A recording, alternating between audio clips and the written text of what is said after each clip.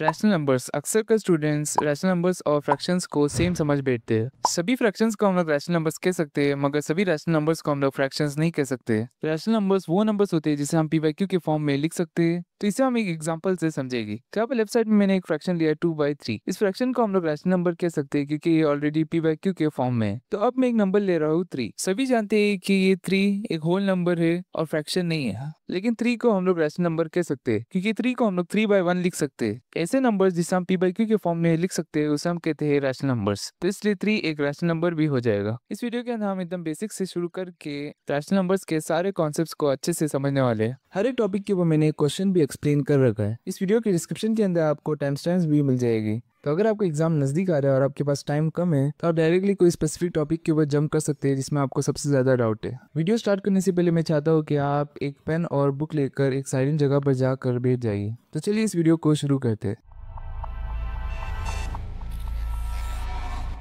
चलिए सबसे पहले जान लेते हैं कि रैशनल नंबर्स क्या होता है। रैशनल नंबर्स ऐसे नंबर्स होते हैं जिसे हम p/q के फॉर्म में लिख सकते हैं, जहां पर p और q इंटीजर्स है और q की वैल्यू 0 के इक्वल नहीं हो सकती है। यहाँ पर हमें रैशनल नंबर्स की कुछ एग्जांपल दिए गए। फर्स्ट है 1/2। 1/2 को हम लोग रैशनल नंबर कह सकते हैं क्योंकि 1/2 p/q के फॉर्म में है और 1 और 2 इंटीजर्स भी है। उसी तरीके से -3/4 भी एक रैशनल नंबर हो जाएगा क्योंकि -3/4 p/q के फॉर्म में है और -3 और 4 इंटीजर्स भी है। उसी तरीके से नेक्स्ट एग्जांपल में यहाँ पर 5 एक रैशनल नंबर है क्योंकि 5 को हम लिख सकते हैं 5/1 क्योंकि 5/1 करने पर हमें 5 ही मिलता है। तो यहाँ पर अब 5/1 p/q के फॉर्म में है और 5 और 1 इंटीजर्स भी है, तो इसलिए हम 5 को रैशनल नंबर कह सकते हैं। उसी तरीके से -2 भी एक रैशनल नंबर हो जाएगा। नेक्स्ट एग्जांपल के अंदर डेसिमल नंबर जैसे कि 0.75 भी एक रैशनल नंबर होता है क्योंकि यहाँ पर 0.75 को हम लिख सकते हैं 75/100।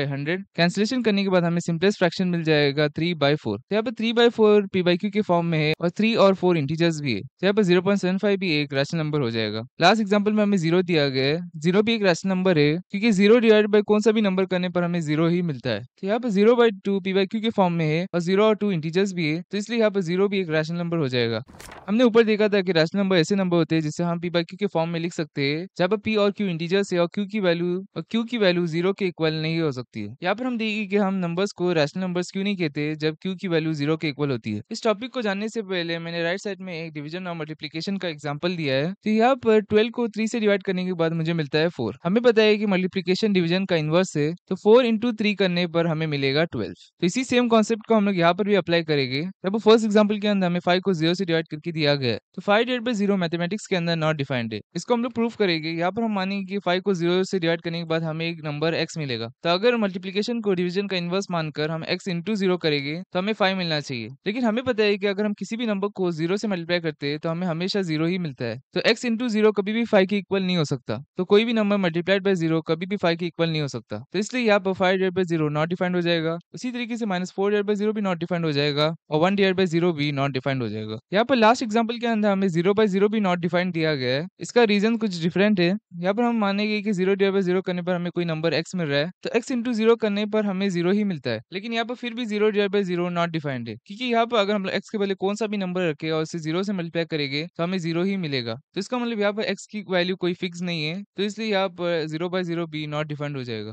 नेक्स्ट टॉपिक में हम पॉजिटिव और नेगेटिव रैशनल नंबर्स देखेंगे। पॉजिटिव रैशनल नंबर्स की एग्जांपल है 2/3 और -5/-6। -5/-6 भी एक पॉजिटिव रैशनल नंबर है क्योंकि यहाँ पर हम माइनस को माइनस से कैंसिल करके लिख सकते हैं। तो यहाँ पर -5/-6 को हम लोग 5/6 भी लिख सकते हैं, तो इसलिए ये भी एक पॉजिटिव रैशनल नंबर हो जाएगा। नेगेटिव रैशनल नंबर की एग्जांपल में यहाँ पर हमें -1/3 दिया गया है। इसको हम लोग 1/-3 भी लिख सकते हैं या माइनस कॉमन 1/3 भी लिख सकते हैं क्योंकि अगर हम माइनस डिवाइड बाय प्लस करेंगे या प्लस डिवाइड बाय माइनस तो हमें कॉमन माइनस ही मिलने वाला है। यहाँ पर हमें दिया गया है कि 0 ना ही पॉजिटिव रैशनल नंबर है ना ही नेगेटिव रैशनल नंबर है।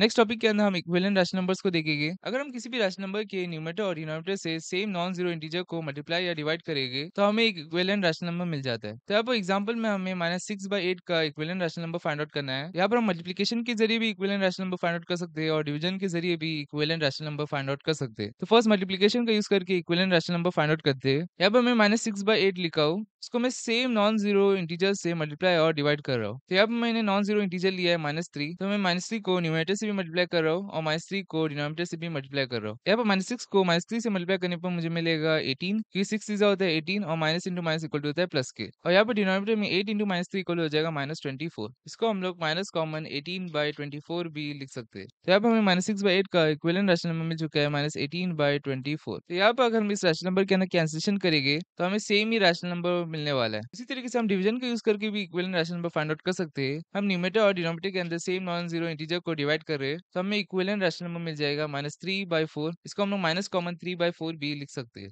नेक्स्ट हम देखेंगे कि हम रैशनल नंबर को नंबर लाइन के अंदर कैसे रिप्रेजेंट करते हैं। यहाँ पर सबसे पहले हमें इंटीजर्स की नंबर लाइन दी गई है। इस नंबर लाइन के अंदर सेंटर में आएगा 0, राइट में आएंगे पॉजिटिव इंटीजर्स और लेफ्ट में आ जाएंगे नेगेटिव इंटीजर्स। तो यहाँ पर मैंने सेकंड नंबर लाइन ड्रॉ की है। इसमें मैंने 0 और 1 के बीच में हाफ को डाला है। इसी तरीके से 1 और 2 के बीच में 1 एंड हाफ को डाल दिया और लेफ्ट हैंड साइड में भी मैंने माइनस हाफ और -1 एंड हाफ डाल दिया है। इन मिक्स फ्रैक्शन को अगर हम लोग इम्प्रॉपर फ्रैक्शन में लिखेंगे तो हमें ये नंबर लाइन मिल जाएगी। तो इस नंबर लाइन के अंदर -3/2, -1/2, 1/2 और 3/2 रैशनल नंबर्स के फॉर्म में है। तो यहाँ पर अब हम बचे हुए इंटीजर्स को भी रैशनल नंबर के फॉर्म में लिख देंगे। -2 को हम लिख सकते हैं -4/2। इसी तरीके से -1 को हम लोग लिख दिए -2/2, 0 को लिख दिए 0/2 और इसी तरीके से 1 को लिख दिए 2/2 और 2 को लिख दिए 4/2। तो यहाँ पर हमें नंबर लाइन मिल चुकी है जिसमें सभी रैशनल नंबर्स है। नंबर लाइन्स के अंदर हमेशा लेफ्ट में जो वैल्यू होती है वो कम होती है और राइट में जो वैल्यू होती है वो ज्यादा होती है। नेक्स्ट हम देखेंगे कि हम रैशनल नंबर्स को स्टैंडर्ड या लोएस्ट फॉर्म में कैसे लेके आते हैं। तो यहाँ पर फर्स्ट एग्जांपल के अंदर हमें -45/30 को लोएस्ट फॉर्म में लेके आना है। तो यहाँ पर 15 2 हो जाएगा 30 और 15 3 हो जाएगा 45। तो यहाँ पर मुझे मिल जाएगा 3/2 और नेगेटिव का साइन एज इट इज आ जाएगा।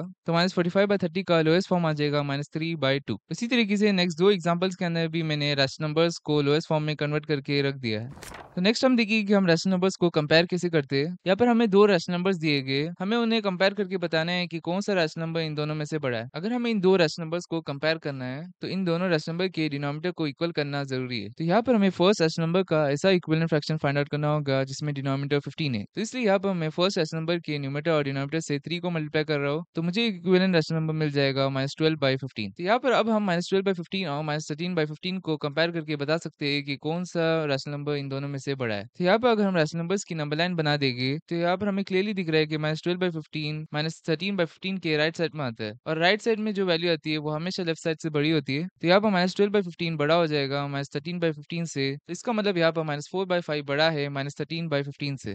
नेक्स्ट टॉपिक में हम देखेंगे कि हम दो रैशनल नंबर्स के बीच में आने वाले रैशनल नंबर्स को कैसे फाइंड आउट करते हैं। तो यहाँ पर हमें फर्स्ट एग्जांपल के अंदर तीन रैशनल नंबर्स फाइंड आउट करना है -1/7 और -1 के बीच में। यहाँ पर -1/7 को मैं एज इट इज लिख दूंगा, -1 को हम लोग लिख सकते हैं -7/7। तो यहाँ पर अब इन दो रैशनल नंबर्स के डिनोमिनेटर सेम है तो इन दो रैशनल नंबर्स के बीच में कोई तीन रैशनल नंबर्स आ जाएंगे -2/7, -3/7 और -4/7। नेक्स्ट एग्जांपल के अंदर हम -1 और -2 के बीच में दो रैशनल नंबर्स फाइंड आउट करेंगे। यहाँ पर -1 और -2 को हम लिख सकते हैं -1/1 और -2/1। तो यहाँ पर मुझे -1 और -2 के बीच में दो रैशनल नंबर्स फाइंड आउट करना है तो इसलिए यहाँ पर मैं दोनों रैशनल नंबर के न्यूमरेटर और डिनोमिनेटर से 3 को मल्टीप्लाई कर दूंगा। तो यहाँ पर -1 का इक्विवेलेंट रैशनल नंबर आ जाएगा -3/3 और -2 का इक्विवेलेंट रैशनल नंबर आ जाएगा -6/3। तो यहाँ पर ये दो रैशनल नंबर के बीच में दो रैशनल नंबर्स आ जाएगी -4/3 और -5/3। तो इसका मतलब -1 और -2 के बीच में दो रैशनल नंबर्स आ जाएंगे -4/3 और -5/3। लास्ट एग्जांपल में हमें -1/3 और -3/5 के बीच में 5 रैशनल नंबर्स फाइंड आउट करना है। तो यहाँ पर सबसे पहले हम ये दो रैशनल नंबर के डिनोमिनेटर को इक्वल करेंगे। तो इसलिए यहाँ पर फर्स्ट रैशनल नंबर के न्यूमरेटर और डिनोमिनेटर से मैं 5 को मल्टीप्लाई कर रहा हूँ और सेकंड रैशनल नंबर के न्यूमरेटर और डिनोमिनेटर से मैं 3 को मल्टीप्लाई कर रहा हूँ। तो यहाँ पर मुझे दोनों रैशनल नंबर्स के इक्विवेलेंट रैशनल नंबर्स मिल जाएंगे। यहाँ पर लेकिन -5/15 और -9/15 के बीच में सिर्फ तीन रैशनल नंबर्स आते हैं। तो इसलिए यहाँ पर इन रैशनल नंबर्स के न्यूमरेटर और डिनोमिनेटर को मैं 2 से मल्टीप्लाई कर रहा हूँ। तो यहाँ पर मुझे इक्विवेलेंट रैशनल नंबर्स मिल जाएगी। तो यहाँ पर अब इन दो रैशनल नंबर्स के बीच में 7 रैशनल नंबर्स आते हैं। तो यहाँ पर मैंने फर्स्ट 5 रैशनल नंबर्स लिख दिए।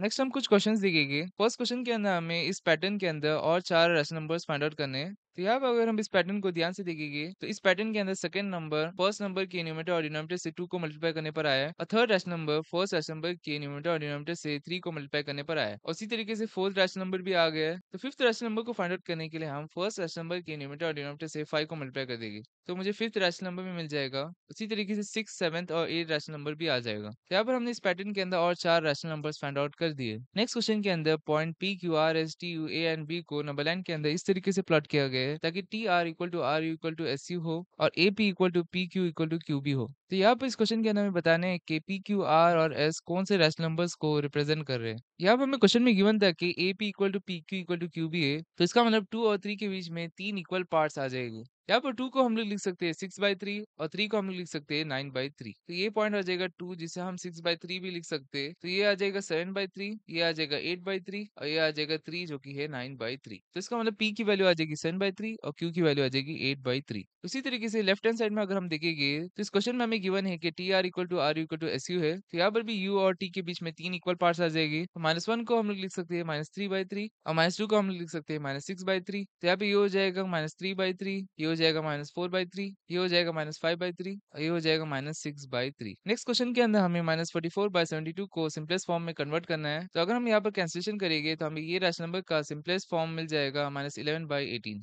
लास्ट क्वेश्चन के अंदर हमें बताना है कि इन दो रैशनल नंबर्स में से कौन सा रैशनल नंबर बड़ा है। तो इनको कंपेयर करने के लिए हम सबसे पहले इन दो रैशनल नंबर के डिनोमिनेटर को इक्वल कर रहे हैं। तो यहाँ पर हमें इक्विवेलेंट रैशनल नंबर्स मिल चुके हैं। तो हमें क्लियरली दिख रहा है कि -8/12 बड़ा है -9/12 से। तो इसका मतलब 2/-3 बड़ा हो जाएगा -3/4 से।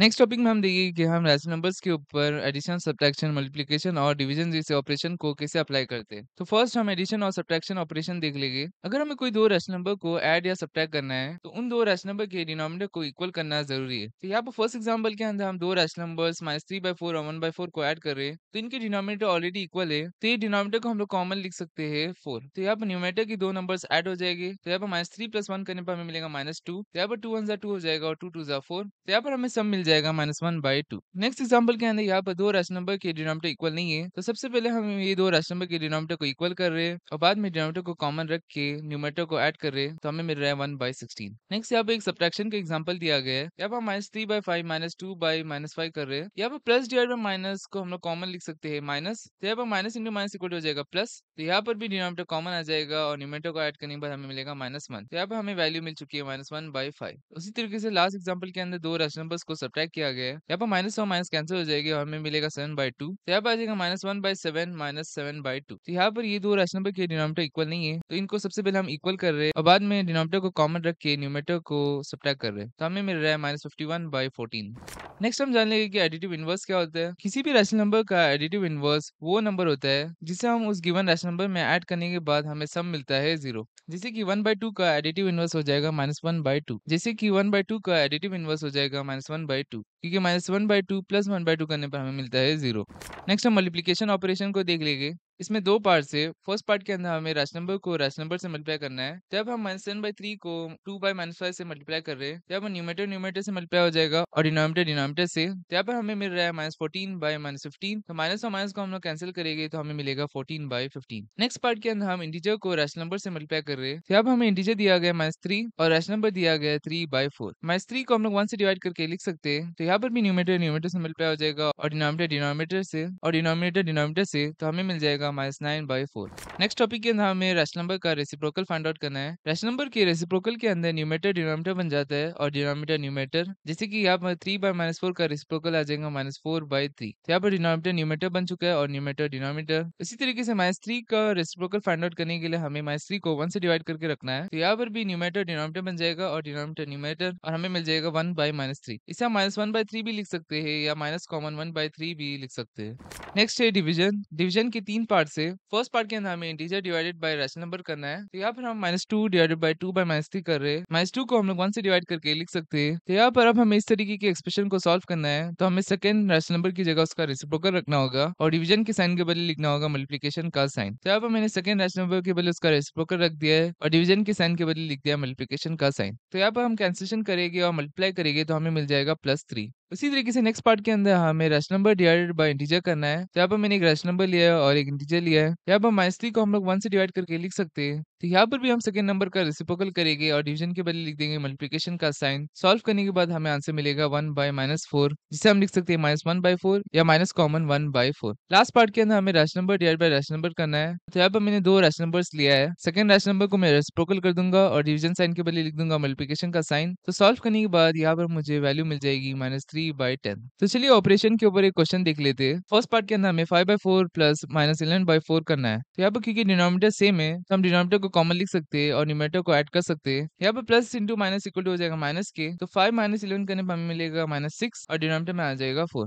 नेक्स्ट पार्ट के अंदर यहाँ पर minus into minus equal to हो जाएगा प्लस, तो क्योंकि इन दो रैशनल नंबर के डिनोमिनेटर इक्वल नहीं है, इन दो रैशनल नंबर्स के डिनोमिनेटर को इक्वल करने के लिए मैं फर्स्ट रैशनल नंबर के न्यूमरेटर और डिनोमिनेटर से 5 को मल्टीप्लाई कर रहा हूँ। यहाँ पर डिनोमिनेटर सेम होने के बाद मैं डिनोमिनेटर को कॉमन 15 लिख सकता हूँ और न्यूमरेटर को न्यूमरेटर से ऐड करके लिख सकता हूँ। तो यहाँ पर इसे सॉल्व करने के बाद मुझे वैल्यू मिल जाएगी -23/15। थर्ड एग्जाम्पल के अंदर हमें -6/5 को मल्टीप्लाई करना है 9/11 से, तो यहाँ पर न्यूमरेटर न्यूमरेटर से मल्टीप्लाई हो जाएगा और डिनोमिनेटर डिनोमिनेटर से, तो मुझे वैल्यू मिल जाएगी -54/55। लास्ट पार्ट के अंदर हमें -3/5 डिवाइड बाय 2 करना है। तो अगर हमें इस तरीके के एक्सप्रेशन को सॉल्व करना है तो सेकंड नंबर फ्रैक्शन होना जरूरी है, तो इसलिए मैंने 2 को 1 से डिवाइड करके रख दिया है। तो यहाँ पर अब हम सेकंड नंबर के बदले उसका रेसिप्रोकल रख देंगे 1/2 और डिवीजन साइन के बदले लिख देंगे मल्टीप्लिकेशन का साइन। तो यहाँ पर अब न्यूमरेटर न्यूमरेटर से मल्टीप्लाई हो जाएगा और डिनोमिनेटर डिनोमिनेटर से, तो सॉल्व करने के बाद मुझे आंसर मिल जाएगा -3/10। तो इसी के साथ हमारा चैप्टर 8 का रिविजन भी कंप्लीट हो चुका है। आई होप कि आपको चैप्टर 8 रैशनल नंबर्स के सारे कॉन्सेप्ट्स क्लियर हो चुके होंगे। अगर आपको फिर भी कोई डाउट है तो आप नीचे दिए गए टेलीग्राम चैनल के अंदर ज्वाइन करके अपने डाउट्स को क्लियर कर सकते हो। इस चैप्टर की रिवीजन नोट्स आपको नीचे डिस्क्रिप्शन में मिल जाएगी। अगर आपको ये वीडियो अच्छी लगी तो अपने फ्रेंड्स के साथ जरूर से शेयर कर देना। अगर आपको चैप्टर नंबर 9 का रिवीजन वीडियो देखना है तो आप इस वाली वीडियो में क्लिक कर सकते हो। अगर आपको रिवीजन वीडियोस की प्लेलिस्ट चाहिए तो आप इस वाली प्लेलिस्ट में क्लिक कर सकते हो। मैं आपसे वही मिलूंगा।